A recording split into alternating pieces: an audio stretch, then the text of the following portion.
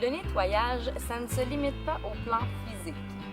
Je suis Laurence Girard et vous regardez Accueillir et aimer la vie. Aujourd'hui, j'ai bien envie de vous parler du nettoyage. Oui, parce que je trouve que le nettoyage, c'est quelque chose de très important. Évidemment sur le plan physique, mais aussi sur le plan énergétique. D'abord, sur le plan physique, bien évidemment, il y a se laver. Prendre une douche ou un bain, laver ses vêtements, aussi laver son environnement, donc que son espace à la maison soit propre, la voiture. Ça, c'est vraiment la partie la plus basique du nettoyage, qui est vraiment le nettoyage corporel et aussi l'endroit où on vit. Si on va juste une petite coche au-dessus de ça, bien, on a de prendre soin de nous. De dire, je me mets de la crème, ou je me maquille, ou je me rase, je m'achète des nouveaux vêtements, je porte des choses qui me font sentir bien. Ça, c'est vraiment un petit niveau au-dessus de dire, je nettoie le plan physique. Donc, et dans la maison et son corps personnel, de dire, je fais du nettoyage, c'est propre autour de moi, mais c'est aussi, si on veut... ergonomique dans la maison, les choses, comment elles sont placées, ça me plaît. Tout ça, ça fait partie du nettoyage physique.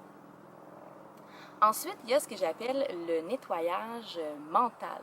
Parce qu'au cours d'une journée, on va parler avec différentes personnes, on va vivre différentes choses qui vont faire qu'on va penser énormément, qu'on va utiliser beaucoup tout ça ici, donc vraiment notre intellect. Et puis c'est important de le nettoyer, ça aussi. De la façon dont je dirais qu'on peut le nettoyer, bien, il peut y avoir l'écriture. Donc, d'écrire qu'est-ce que je pense, qu'est-ce qui me préoccupe. Se parler à voix haute, moi, pour ma part, c'est quelque chose que je vais faire, de verbaliser, en fait, les choses. Et aussi, évidemment, la méditation. Parce que, bon, pour moi, méditer, c'est pas de chasser les pensées, bien au contraire, c'est de les laisser être, de les observer afin de pouvoir les laisser s'en aller. Donc, c'est important la méditation pour pouvoir nettoyer le plan mental, le point intellect.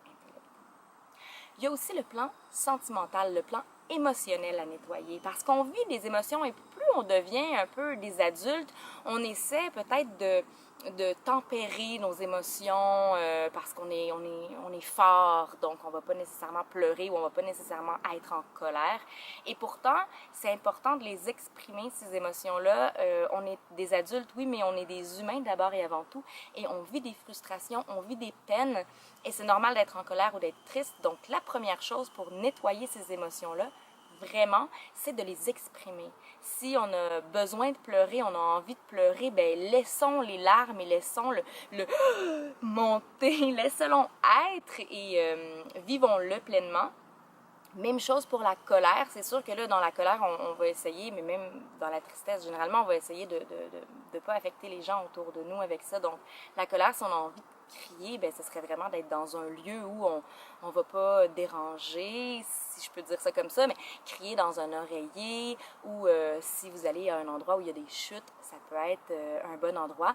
D'ailleurs, une bonne façon, justement, de nettoyer le plan émotif, c'est l'eau.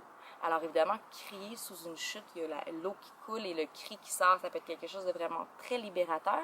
Mais juste de prendre une douche et d'être en pleine conscience dans sa douche, d'en profiter pour justement dire « je souhaite me nettoyer », ou dans un bain. Donc l'eau, c'est vraiment un bon conducteur pour nettoyer le plan émotionnel.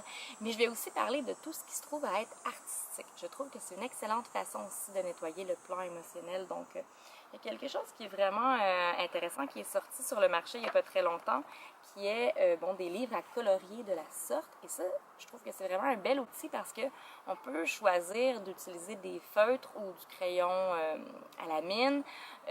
Vraiment, on peut utiliser ce qu'on veut pour colorier. On n'a pas vraiment, si on n'est pas nécessairement artiste dans l'âme, ben on peut seulement y aller avec les couleurs, qui est quelque chose qui est vraiment... qui fait partie de notre vie, de notre entourage, les couleurs, puis c'est bien de les utiliser justement pour se nettoyer. Sinon, ben, si vous êtes un peu plus artiste, ben, vous pouvez créer vos propres dessins, d'avoir un peu un livre de...